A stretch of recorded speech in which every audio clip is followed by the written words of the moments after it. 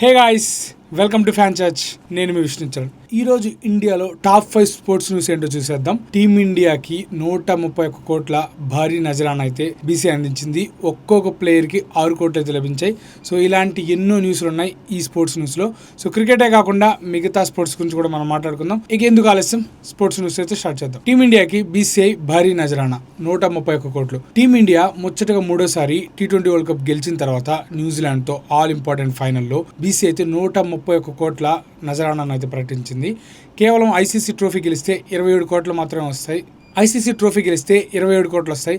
కానీ బీసీఐ 131 కోట్లు ప్రకటించింది. ఐసీసీ ట్రోఫీ గెలిస్తే 27 కోట్లు, అలాగే బీసీఐ ప్రకటించిన 131 కోట్లు కలిపి ఒక్కొక్క ప్లేయర్కి 6 కోట్లు వస్తుంది, సపోర్ట్ స్టాఫ్తో సహా.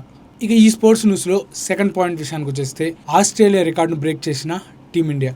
అదేంటి, ఆస్ట్రేలియా ఎప్పుడో వెళ్ళిపోయింది కదా, ఆస్ట్రేలియా రికార్డును బ్రేక్ చేయడం ఏంటి అంటారా? ఇప్పటివరకు ఆస్ట్రేలియా 13 ట్రోఫీలు గెలిస్తే టీమిండియా మార్చి 8న గెలిచిన T20 ట్రోఫీతో కలిసి 14 ట్రోఫీలు గెలిచింది. సో మొత్తంగా అండర్-19 ఉమెన్స్ వరల్డ్ కప్ ఇవన్నీ కలిపి కౌంట్ చేసుకుంటే ఆస్ట్రేలియా దగ్గర 13 ట్రోఫీలు ఉంటే టీమిండియా దగ్గర 14 ట్రోఫీలు ఉన్నాయి. ఆస్ట్రేలియా 13 ట్రోఫీల రికార్డును బ్రేక్ చేసి మన వాళ్ళు 14 ట్రోఫీలు గెలిచారు. సో దీనిపై మీ ఒపీనియన్ ఏంటనేది కామెంట్లో తెలియజేయండి.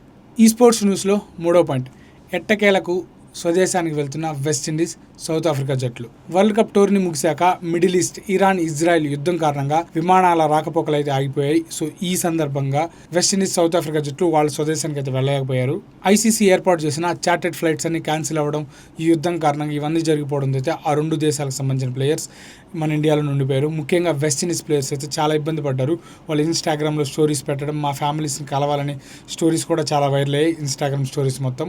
ఇక ఫైనల్గా వెస్టిండీస్, సౌత్ ఆఫ్రికా క్రికెట్ బోర్డులు కమర్షియల్ ఫ్లైట్స్ అరేంజ్ చేసి మరీ వాళ్ళ ప్లేయర్స్ని వాళ్ళ స్వదేశానికి అయితే తీసుకెళ్తున్నారు. ఇండియా T20 వరల్డ్ కప్ గెలవడానికి అసలు కారణం అదే అంటున్న గౌతమ్ గంభీర్. వెస్టిండీస్తో సంజు శాంసన్ ఏదైతే ఇన్నింగ్స్ ఆడాడో ఆ ఇన్నింగ్స్ వల్లే టోర్నీ మొత్తం మారిపోయింది, మొమెంటం మొత్తం మారిపోయింది. ఆ ఒక్క ఇన్నింగ్స్ వల్ల ఇప్పుడు మనం ట్రోఫీని గెలిచామని స్వయానా గౌతమ్ గంభీరే ప్రెస్ కాన్ఫరెన్స్లో అయితే చెప్పాడు. సో సంజు శాంసన్ వెస్టిండీస్తో ఆడిన ఇన్నింగ్స్ గురించి మీ ఒపీనియన్ ఏంటనేది కామెంట్లో తెలియజేయండి. గుజరాత్ టైటాన్స్ టీం బ్యాటింగ్ కోచ్గా ఆస్ట్రేలియన్ మాజీ లెఫ్ట్ హ్యాండెడ్ బ్యాట్స్మెన్.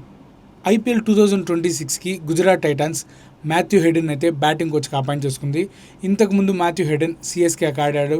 అలాగే 2021 T20 వరల్డ్ కప్కి పాకిస్తాన్ బ్యాటింగ్ హెడ్ కోచ్గా కూడా పనిచేశారు. 2024-2025 IPLకి కామెంటేటర్గా కూడా పనిచేశారు. కానీ ఈసారి మాథ్యూ హెడెన్ని గుజరాత్ టైటన్స్ బ్యాటింగ్ కోచ్గా అయితే మనం చూడబోతున్నాం.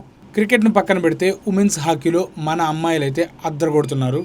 స్కాట్లాండ్తో జరిగిన మ్యాచ్లో 2-2తో మ్యాచ్ డ్రా అయినా సరే మన అమ్మాయిలు అయితే అద్దరిపోయే పర్ఫార్మెన్స్ అయితే ఇచ్చారు. ఈ హాకీ మ్యాచ్లో నవనీత్ కౌర్ అద్భుతమైన గోల్తో ఆకట్టుకుంది.